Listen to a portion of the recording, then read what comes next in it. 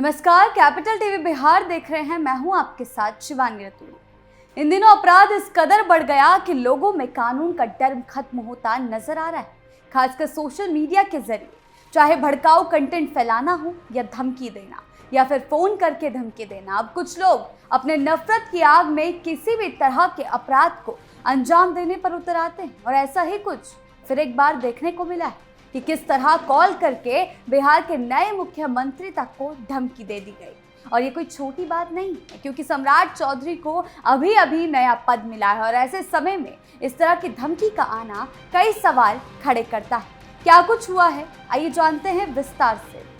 मुख्यमंत्री को जान से मारने की धमकी। बिहार के मुख्यमंत्री सम्राट चौधरी को फोन पर जान से मारने की धमकी दी गई, जिसके बाद बिहार पुलिस ने तुरंत एक्शन लिया।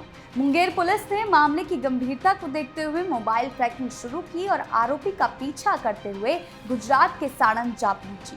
वहां से पुलिस ने धमकी देने वाले आरोपी को गिरफ्तार कर लिया। पकड़े गए आरोपी की पहचान शेखर यादव के रूप में हुई है, जो मूल रूप से बिहार के बांका जिले का रहने वाला है।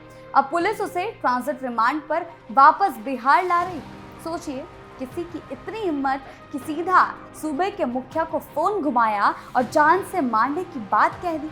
जैसे ही ये खबर पुलिस के पास पहुंची, महकमे में हड़कंप मच गया। पुलिस ने एक पल की भी देरी नहीं की और उस मोबाइल नंबर को सर्विलांस पर डाल दिया जिससे कॉल आई। टेक्निकल सर्विलांस की मदद से पता चला कि धमकी देने वाला शख्स बिहार में नहीं बल्कि गुजरात में छिपा बैठा है। मुंगेर पुलिस की एक स्पेशल टीम ने तुरंत गुजरात के लिए रवाना हुई और साणंद इलाके से शेखर यादव को धर दबोचा। पुलिस के मुताबिक शेखर बिहार के बांका जिले का ही रहने वाला है और फिलहाल गुजरात में था। उसे लगा होगा कि इतनी दूर बैठकर वो पुलिस की नजरों से बच जाएगा, लेकिन पुलिस ने मोबाइल लोकेशन के जरिए उसका पूरा खेल बिगाड़ दिया। जिस फोन से उसने सम्राट चौधरी को धमकी दी थी, पुलिस ने उसे भी अपने कब्जे में ले लिया। फिलहाल मुंगेर पुलिस आरोपी को गुजरात की अदालत में पेश कर ट्रांजिट रिमांड पर लेकर बिहार आई।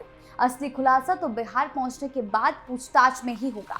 पुलिस ये पता लगाने की कोशिश कर रही है कि उसने मुख्यमंत्री को धमकी क्यों दी। क्या इसके पीछे कोई निजी खुंदस थी या वो किसी बड़ी साजिश का हिस्सा है। मुख्यमंत्री की सुरक्षा का मामला होने की वजह से पुलिस इस मामले की तह तक जाने में जुटी हुई है।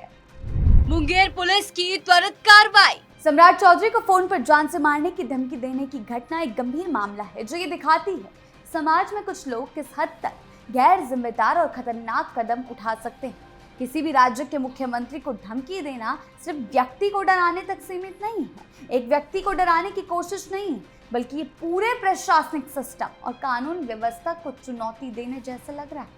ऐसी घटनाएं न केवल सरकार के लिए चिंता का कारण बनती है, बल्कि आम जनता के मन में असुरक्षा की भावना पैदा करती है। जब इस तरह की खबर सामने आती है तो लोगों के मन में ये सवाल उठता है कि आखिर कुछ लोग ऐसा करने की हिम्मत कैसे जुटा लेते हैं। इस मामले में सबसे खास बात ये रही कि पुलिस ने बिना समय गंवाए तुरंत कार्रवाई शुरू कर दी। जैसे ही धमकी की जानकारी मिली, पुलिस ने उस मोबाइल नंबर को सर्विलांस पर डाल दिया जिससे कॉल की गई थी। आज के समय में तकनीक इतनी आगे बढ़ चुकी है कि किसी की भी लोकेशन निकालना, उसकी गतिविधियां निकालना आसान काम हो गया है, पहले की तुलना में काफी आसान। इसी तकनीकी मदद से पुलिस को ये पता चला कि आरोपी बिहार में नहीं बल्कि गुजरात के इलाके में मौजूद है।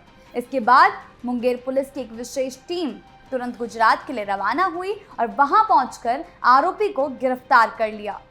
मोबाइल ट्रैकिंग से खुला पूरा राज।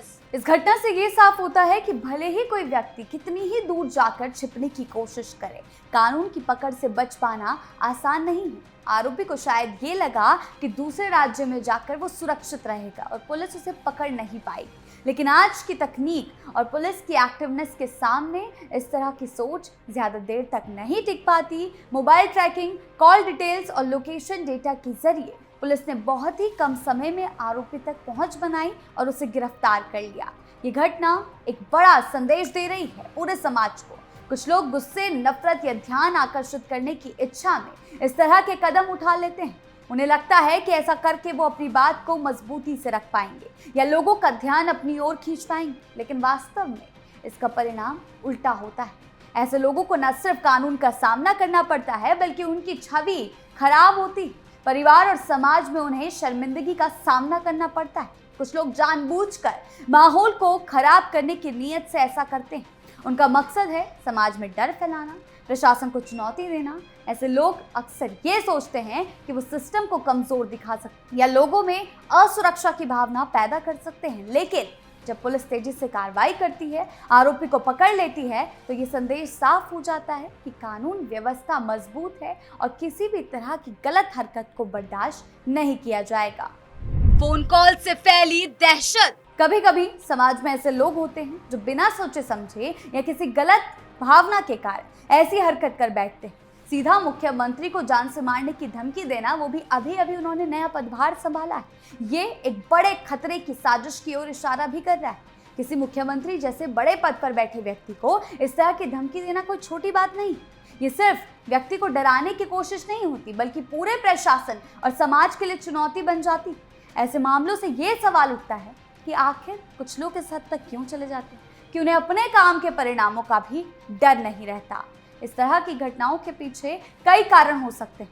व्यक्तिगत गुस्सा, हताशा या बदले की भावना में ऐसा कदम उठा लेते हैं लोग। उन्हें लगता है कि धमकी देकर वो अपनी भड़ास निकाल सकते हैं या किसी तरह का ध्यान अपनी ओर खींच सकते हैं। लेकिन वो ये नहीं समझते कि उनकी ये हरकत कानून की नज़र में अपराध है और इसके परिणाम बहुत सख्त हो सकते हैं। कई बार ये देखा जाता है कि लोग मानसिक तनाव या असंतुलन के कारण भी ऐसे फैसले लेते हैं, जिससे खुद के साथ साथ दूसरों के लिए भी परेशानी खड़े करते हैं। जांच अभी जारी है और पुलिस इस पूरे मामले को बेहद गंभीरता से ले रही है। सबसे बड़ा सवाल यही कि आखिर इस धमकी के पीछे की असली वजह क्या है। क्या ये सिर्फ किसी व्यक्ति की निजी खुंदस का नतीजा है या फिर इसके पीछे कोई बड़ी साजिश छिपी हुई है।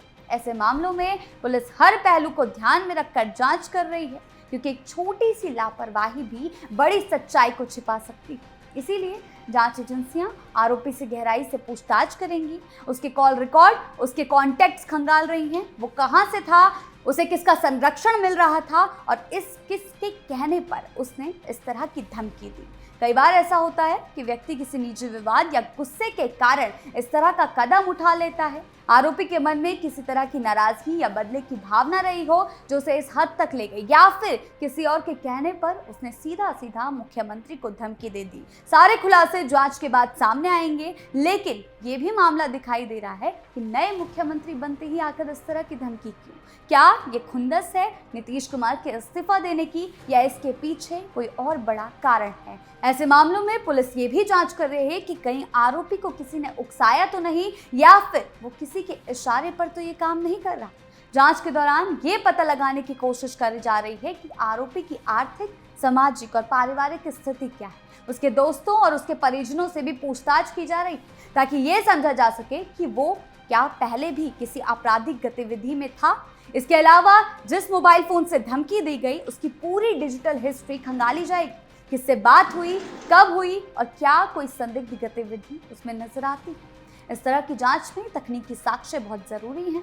आज के समय में मोबाइल डेटा, लोकेशन ट्रैकिंग और इंटरनेट गतिविधियां कई छिपे हुए राज खोल देती हैं। पुलिस इन सभी पहलुओं को जोड़कर एक पूरी कहानी बनाने की कोशिश कर रही है, ताकि ये साफ हो सके कि ये सिर्फ एक व्यक्ति की हरकत है या इसके पीछे कोई संगठित योजना काम कर रही थी। जांच का मकसद आरोपी को सजा दिलाना नहीं है, बल्कि ये सुनिश्चित करना है कि आगे चलकर इस तरह की घटना दोबारा ना हो। अगर ये किसी बड़ी साजिश का हिस्सा निकलता है तो उससे जुड़े बाकी लोगों को भी कानून के दायरे में लाया जाएगा, और अगर ये व्यक्तिगत कारणों से किया गया काम है तो ये भी समाज के लिए एक सीख होगा कि गुस्से या नफरत में उठाया गया कदम आपको बख्शेगा नहीं, आपको सलाखों के पीछे छोड़कर रहेगा।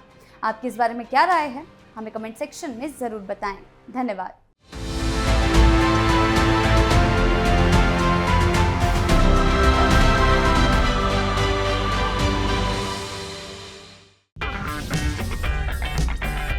अगर आपको हमारा वीडियो पसंद आया हो तो इसे लाइक करें, हमारे चैनल को सब्सक्राइब करें और हाँ, बेल आइकन दबाना ना भूलें, ताकि आप तक हमारे वीडियो की नोटिफिकेशन पहुंचती रहे। आप अपना सुझाव हमें कमेंट बॉक्स में दे सकते हैं। हमारे साथ जुड़ने के लिए शुक्रिया।